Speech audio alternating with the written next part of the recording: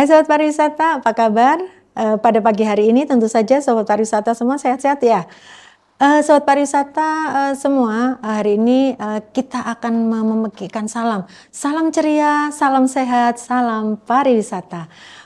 Mengakhiri rangkaian kegiatan pelatihan ini, Sobat Pariwisata, ada aspek yang tidak kalah penting yang harus kita lakukan ketika kita sudah berhasil merancang produk paket wisata. Kenapa banyak tempat wisata itu mengalami kemunduran? Salah satu aspek penyebabnya itu adalah karena tidak dilakukan evaluasi dan pengembangan produk dengan baik. Jadi produk yang sudah dibuat itu menjadi kayak produk pertama dan juga itu seterusnya. Padahal kita harus selalu melakukan diversifikasi produk juga agar produk-produk yang kita tampilkan atau kita tawarkan pada wisatawan atau pada konsumen selalu update. Demikian juga untuk evaluasi. Evaluasi harus terus-menerus kita lakukan agar kita selalu produk-produk kita atau kegiatan kita senantiasa sesuai dengan yang kita rencanakan. Kenapa perlu evaluasi dan pengembangan Sobat Pariwisata?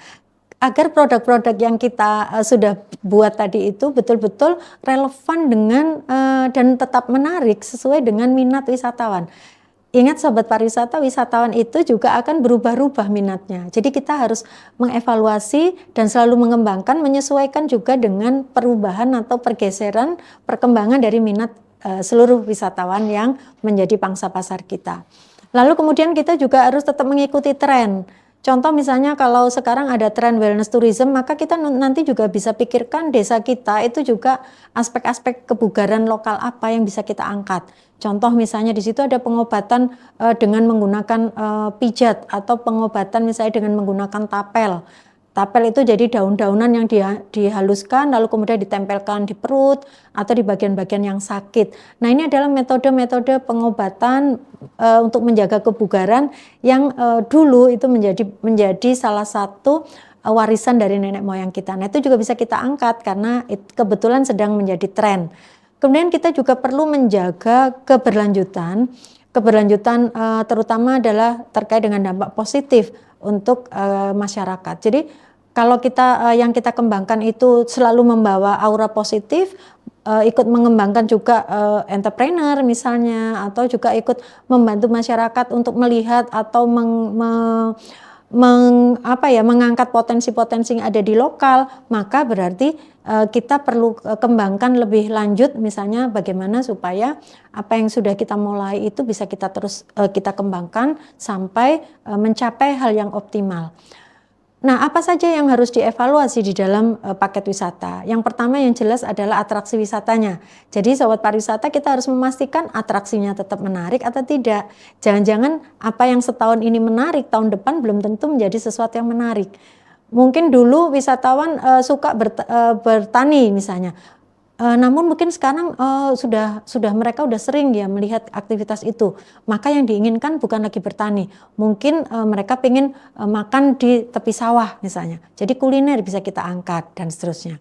Lalu fasilitas pendukung, apakah fasilitas pendukung itu kualitasnya masih optimal? Jadi kita harus cek, jangan-jangan toiletnya sudah tidak memadai, tempatnya sudah mulai catnya mengelupas, maka kita harus pastikan bahwa semua itu harus kita maintenance dengan baik. Keamanan dan juga apa yang ada di sekitar fasilitas itu juga perlu kita pastikan bahwa semuanya masih berfungsi. Nanti ternyata ada toiletnya tapi flashnya nggak berjalan, nah itu, atau flashnya rusak. Nah itu harus dipastikan bahwa semuanya berjalan sesuai dengan standar yang berlaku.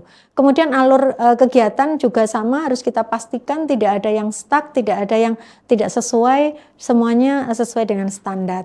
Kemudian harga juga perlu kita evaluasi, apakah harganya mungkin pada awal-awal kita merancang program atau paket wisata harganya masih murah meriah gitu ya, nggak apa-apa sih kita sedikit ya keuntungannya.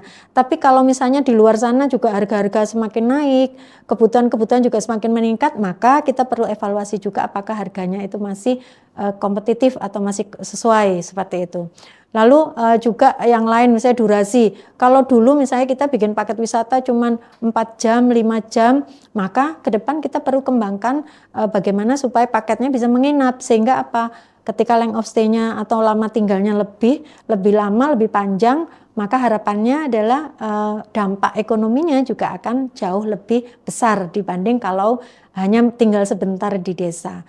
Kemudian yang juga harus kita pastikan, kita evaluasi itu adalah kepuasan wisatawan kita.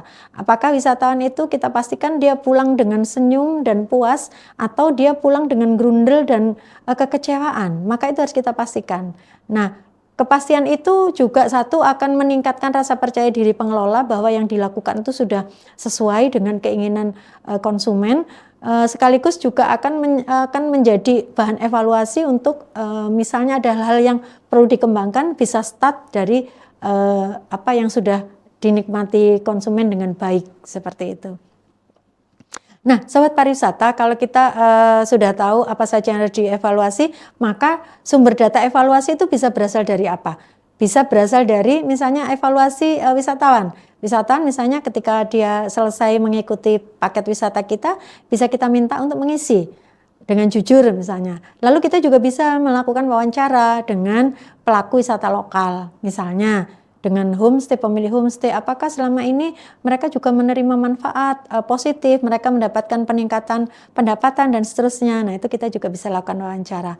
Atau kita bisa lakukan observasi secara langsung pada saat paket. Nah, kan kelihatan misalnya apakah wisatanya bersemangat, apakah wisatanya itu happy, nah itu akan terlihat. Dan dari situ kita sekaligus juga bisa melakukan evaluasi. Lalu dari data kunjungan serta ulasan dari media sosial. Nah, sobat pariwisata, pengelola pariwisata saat ini tuh harus melek media sosial. Jadi harus main medsos supaya dia tahu apa saja yang dibicarakan wisatawan di medsos. Sehingga kita bisa ikut mengetahui tren, ikut mengetahui apa sih keinginan wisatawan. Kita juga ingin mengetahui apa yang membuat mereka puas, apa yang membuat mereka kecewa, apa yang mereka butuhkan. Itu semua akan ada di media sosial, akan disampaikan di media sosial. Sehingga penting kita untuk tahu persis di media sosial ulasannya tentang desa wisata kita seperti apa. Lalu laporan dari Pok Darwis, tentu saja ya, dari Pok Darwis biasanya ada laporan rutin, baik dilakukan bulanan, 6 bulanan maupun yang dilakukan tahunan. Dari situ kita bisa melihat minat wisatawan seperti apa, wisatawan datangnya dari mana, kita bisa betul-betul evaluasi sebenarnya pangsa pasar kita yang potensial itu di mana. Langkah-langkah evaluasi paket wisata bisa kita mulai dengan mengumpulkan semua masukan atau data. Data itu kita kumpulkan, lalu kita deskripsikan seperti apa data tersebut. Kita diskusikan bersama dengan pelaku desa wisata atau pengelola desa wisata. Tujuannya adalah untuk melihat, oh ini loh, kira-kira rapot kita kayak gini. Sehingga itu akan menjadi catatan, akan menjadi bahan kita untuk melakukan evaluasi, perbaikan, dan seterusnya. Lalu kita juga perlu merancang lagi kalau misalnya ada sesuatu yang kurang pas atau ada masukan kalau bisa ada menginap, maka itu akan menjadi ide untuk merancang pengembangan produk ke depannya. Contoh tadi itu, misalnya kalau begitu kita siapkan. Kalau nggak ada tempat untuk menginap, tidak ada rumah-rumah masyarakat yang bisa dijadikan homestay misalnya, maka bisa dicoba misalnya pakai glamping atau tenda. Nah, itu juga cukup menarik. Baru diuji cobakan atau ada pilot project, oh ya kita bikin tenda nih, misalnya di kawasan bla bla bla, lalu kita tawarkan. Apabila itu minatnya ternyata bagus, maka itu kita bisa angkat sebagai produk baru kita. Kemudian menerapkan sistem yang juga yang bagus gitu ya. Jadi kita menerapkan kembali perubahan dan perencanaan yang ada. Misalnya ternyata begitu dirubah jadi ini minatnya lebih besar, maka disitulah kemudian kita bisa mengangkat lewat evaluasi itu menjadi perbaikan-perbaikan untuk kedepannya. Nah ini untuk strategi pengembangan produk setelah kita lakukan evaluasi, apabila ada masukan dari wisatawan ataupun misalnya kita evaluasi ternyata memang tren kedepannya akan berubah, maka kita perlu melakukan strategi untuk pengembangan produk. Contoh misalnya diversifikasi produk. Diversifikasi produk misalnya kita bisa menambahkan kegiatan, kemudian bisa juga mencari kegiatan baru atau aktivitas baru yang sebelumnya tidak ada. sebagai opsi atau sebagai pilihan dari wisatawan. Contoh misalnya ada workshop kerajinan, bagaimana membuat kerajinan dari bambu, kemudian bagaimana membatik, bagaimana membuat atau memasak kuliner desa. Nah itu juga aspek-aspek yang bisa dilakukan diversifikasi dari produk-produk yang ada di lokal. Kemudian juga bisa ada yang namanya personalisasi pengalaman. Jadi paket-paket yang itu terkait dengan minat-minat tertentu dari wisatawan. Jadi tailor made atau sesuai dengan apa yang mereka inginkan. Contoh, kalau misalnya paket keluarga, misalnya ada catering, mereka biasanya punya request gitu ya. Nanti kita acaranya bla bla bla atau reuni sekolah. Nah itu juga banyak sekali sekarang personalisasi pengalaman yang sifatnya sangat personal, itu yang diinginkan ketika mereka datang ke desa. Atau misalnya ada terkait dengan lansia misalnya, kebutuhannya wisatawan lansia dengan wisatawan anak-anak atau dengan wisatawan muda biasanya pasti beda. Lansia misalnya dia ingin betul-betul perjalanan yang slow, yang yang lambat, dan kemudian mereka punya banyak waktu untuk menikmati seperti mereka menikmati pada saat mereka kecil dulu. Kemudian kita juga bisa melakukan kolaborasi dengan petani, dengan sanggar, dengan siapapun stakeholder atau komponen yang ada di desa. Tujuannya adalah untuk meningkatkan, untuk memberikan opsi baru pada paket wisata yang sudah dibikin. Dan yang jelas di era yang saat ini kita wajib melakukan yang namanya digitalisasi, baik di promosi maupun di perancangan. Misalnya ketika kita mau merancang satu kegiatan produk wisata atau misalnya kita mau merancang konten wisata, maka di situ sudah banyak sekarang AI yang bisa membantu teman-teman atau sobat-sobat pariwisata semua. Jadi silakan dimaksimalkan teknologi yang tujuannya adalah untuk memaksimalkan juga hasil teman-teman yang bisa teman-teman buat untuk promosi maupun untuk pemasaran. Contohnya misalnya dengan membuat katalog, dengan misalnya memperkuat konten-konten di media sosial, dan juga melakukan aspek-aspek yang terkait dengan pemesanan secara online, sehingga memudahkan wisatawan yang ingin melakukan reservasi.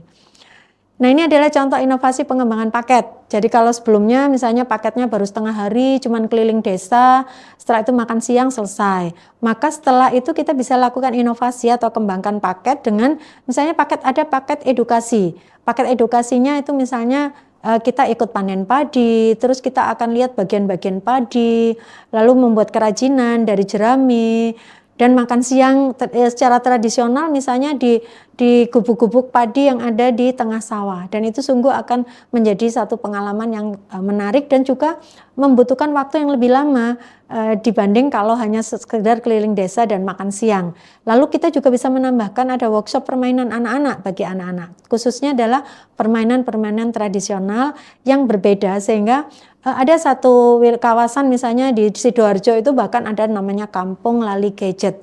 Jadi di situ isinya adalah anak-anak supaya dia melupakan gadgetnya, maka dia bisa diberikan permainan-permainan tradisional yang menarik dan juga menyenangkan untuk mereka. Nah, keterlibatan masyarakat dalam evaluasi dan inovasi tentu saja sangat penting. Tadi itu semua orang pasti punya pengalaman, semua orang pasti punya pengetahuan, semua orang pasti juga memiliki aspek-aspek yang menarik yang kalau kita angkat itu bisa menjadi modal dasar kita untuk mengembangkan produk-produk yang ada di sana. Contoh misalnya ada jamu tradisional, barangkali kita nggak pernah tahu bahwa misalnya ada di kawasan desa itu yang ibu-ibu yang bisa atau dia memiliki pengetahuan tentang jamu tradisional, maka kita bisa angkat itu sebagai bagian dari wellness tourism misalnya. Para pemuda, mereka ternyata juga ternyata memiliki pengetahuan terkait dengan bahasa Inggris, nah maka mereka juga bisa kita kembangkan sehingga nanti ke depan paket-paket itu bisa kita tawarkan pada wisatawan mancanegara.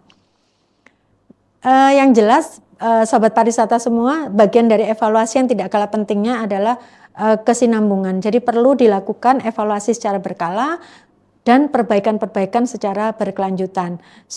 Karena perbaikan-perbaikan itu merupakan bentuk komitmen kita untuk terus memberikan pelayanan yang maksimal kepada wisatawan. Jadi evaluasi sebaiknya dilakukan secara berkala, apakah dalam kurun waktu 3 bulanan atau 6 bulanan tergantung kebutuhan.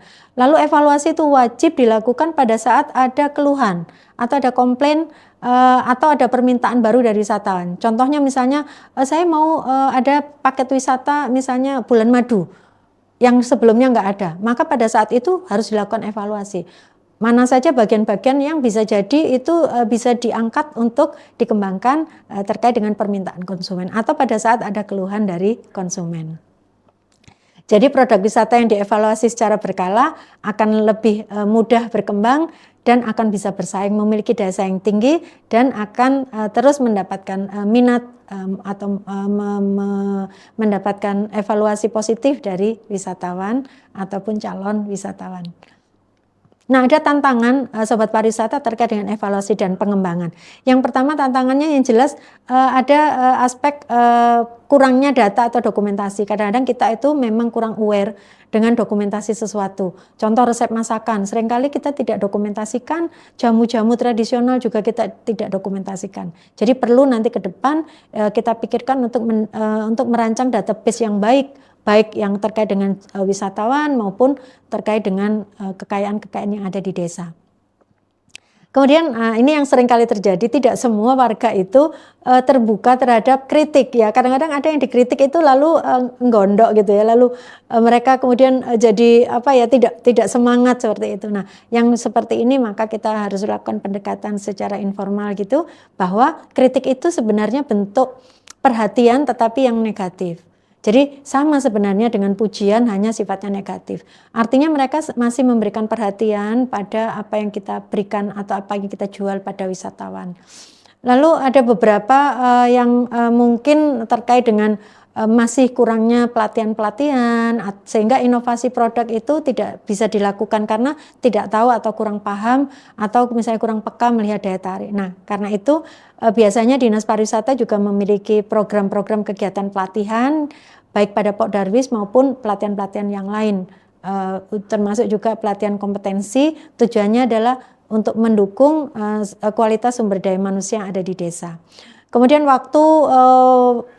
juga waktu pelaku wisata terbatas, kadang-kadang mereka juga harus bertani, harus berdagang, harus beternak, sehingga tidak banyak waktu untuk memikirkan yang terkait dengan pariwisata. Namun waktu ini bisa kita kondisikan sehingga kita bisa memberikan solusi, misalnya kita bisa melakukan kolaborasi dengan pihak luar atau kita bisa bekerja sama dengan pihak lain yang bisa membantu memudahkan kegiatan-kegiatan yang ada di desa, sehingga aspek pengembangan atau inovasi pariwisata tetap bisa kita lakukan. Apa yang bisa kita lakukan setelah kita melakukan evaluasi? Ada beberapa hal, Sobat Pariwisata, kita bisa simak di sini. Jadi antara lain misalnya kita perlu melakukan inovasi yang inovasi itu tidak selalu mahal. Kadang-kadang hanya merubah sedikit saja itu sudah ada perubahan dan sudah ada inovasi di situ. Jadi kita jangan memikirkan inovasi itu harus teknologi yang tingkat tinggi, tidak harus. Contoh misalnya kalau kita menggunakan media sosial, seluruh masyarakat itu kemudian mereposting yang katanya di desa wisata dan menggunakan tagar yang seragam, itu sudah menjadi satu langkah yang cukup penting dan inovatif yang bisa dicoba, dan itu tidak berbiaya mahal. Kemudian kita juga bisa melakukan yang namanya mengembangkan satu produk yang sifatnya kita pilih. Jadi kita bisa targetkan, misalnya setiap bulan kita mengembangkan ini satu produk. Misalnya sekarang kopi, mungkin nanti kulit kopinya untuk apa? Kalau kopinya sudah bisa dipakai, kulitnya harusnya juga bisa bermanfaat. Misalnya untuk teh celup kopi dan seterusnya. Nah, itu bagian dari upaya-upaya aksi nyata yang bisa kita lakukan setelah kita melakukan evaluasi. Dan yang jelas dokumentasi itu sangat penting selama proses berlangsung. Jadi before afternya itu harus tercatat sehingga apa yang kita lakukan itu betul-betul akan menunjukkan bahwa kita sudah berkomitmen untuk tadi ketika ada hal-hal yang masih kurang, kita tetap berkomitmen untuk melakukan perbaikan-perbaikan ke depannya. Sobat Pariwisata, itu yang sudah bisa saya sampaikan, mudah-mudahan bermanfaat untuk Sobat Pariwisata semua. Kita akan menunggu Sobat Pariwisata mengembangkan desa wisata masing-masing. Assalamualaikum warahmatullahi wabarakatuh.